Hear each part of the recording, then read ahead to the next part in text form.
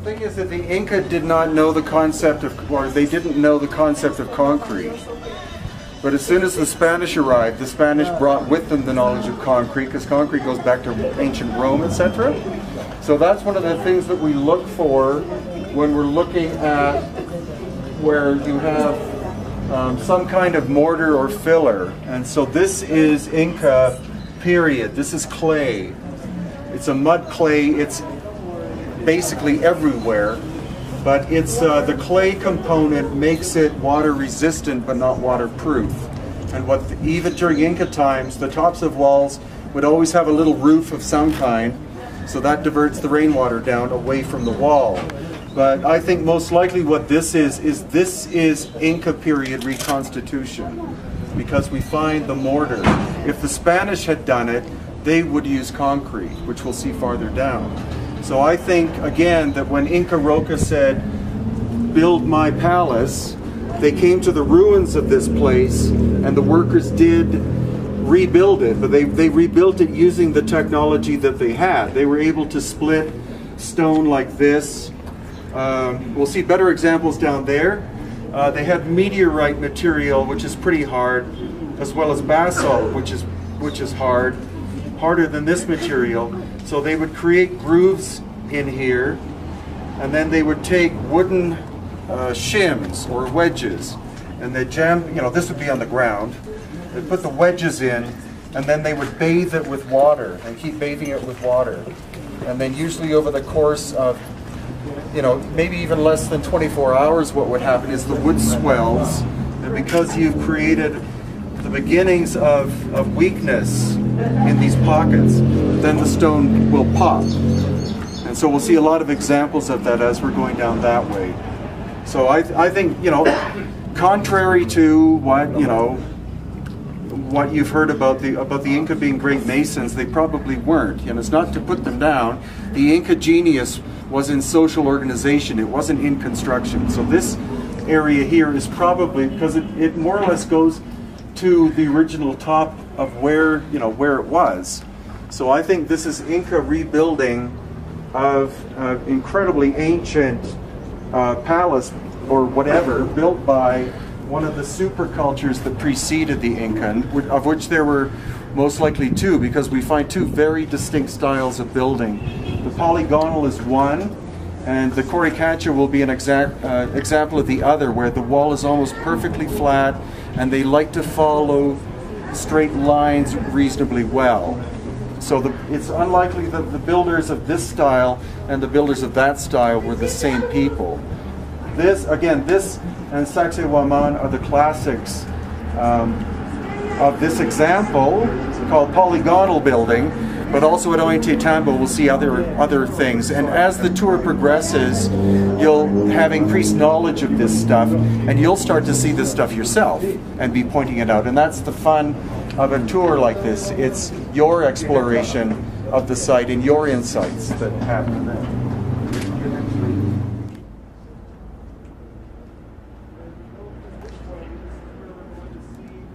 So this rock is obviously extremely hard, and you can just see the precision here, how it's joined together. It has a kind of puffy look about it. You get exactly the same thing in different parts of the world. You get it in Egypt, you even get it in Italy, and even Saudi Arabia, and there's elements of it in Mexico, and even Stonehenge has qualities like this when you look carefully at the shape of the stones. So this is like a unique style that goes deep into prehistory to certain parts of the world.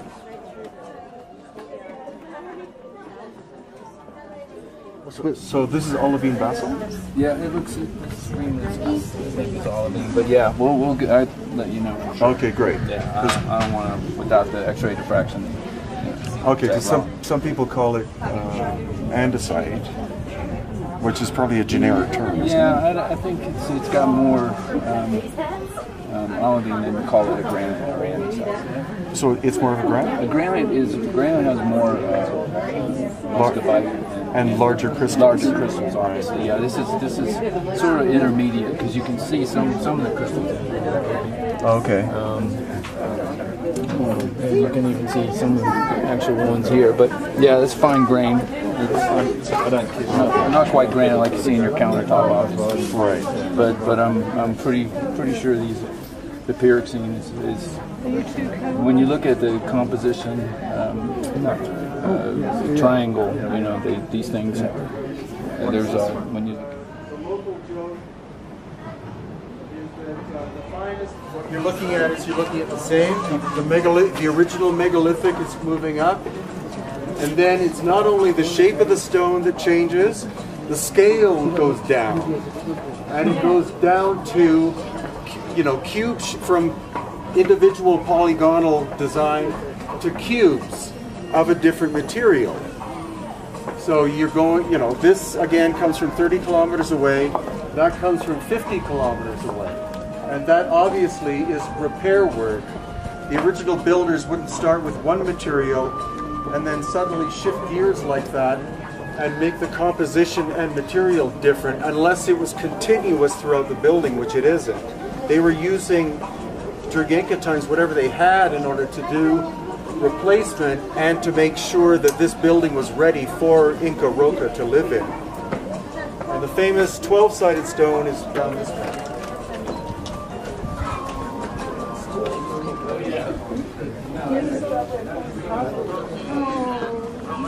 So you just get slabs of stone, megalithic, all over Cusco, including these steps here that are just opposite the famous 12-sided stone. You see how the composition is a lot smaller, but the tightness of the joinery, again, you can't fit a human hair in between. And this wall has an incline of 5 degrees, and that is the standard in Cusco. The ancient builders always used 4 to 5 degrees as their incline, again, probably for not only earthquake proofing, but as we get down to the Coricancha, the type is so fit, and it's probable that the reasoning behind not using mortar is that these buildings were used for vibrational purposes of some kind. So the building had to vibrate as if it was a single stone, and that's why they were adamant about the tightness of fit. You can see that this palace originally went from that corner all the way down to where that white van just turned. And 1 block by 1 block by 1 block.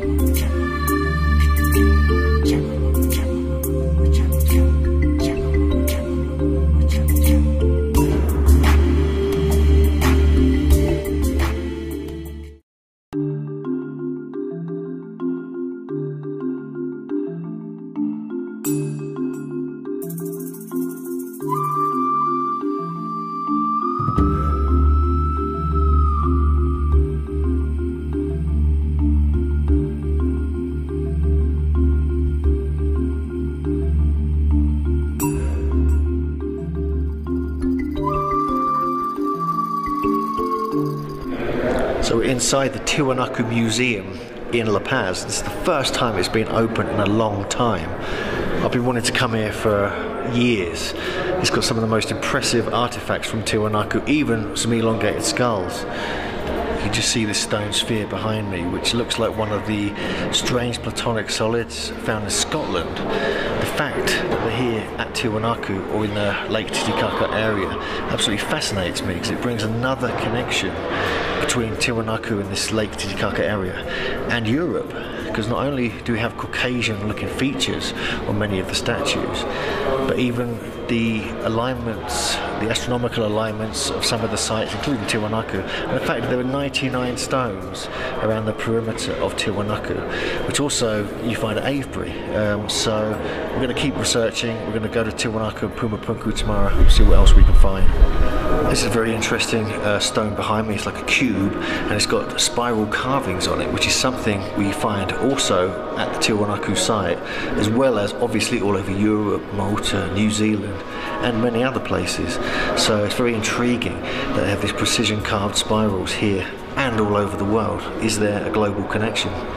But all I can say is that I've seen some artifacts here, including the two rock faces of these very Caucasian looking beings, as well as a very unusual kind of shaped polygon which looks like it's from Scotland. It looks like one of the stone spheres found in the Scottish stone circle. So some very unusual things here, and you can just see that there are connections with other parts of the world.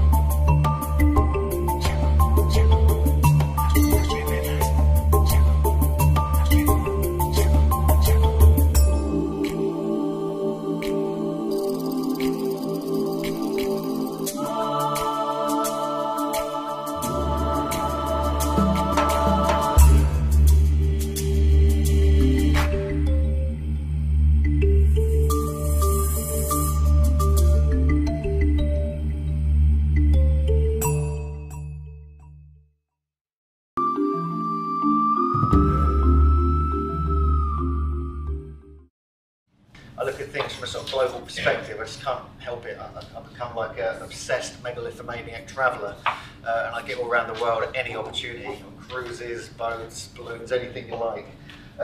These are some photos of these sort of serpents, which I keep finding all over the world.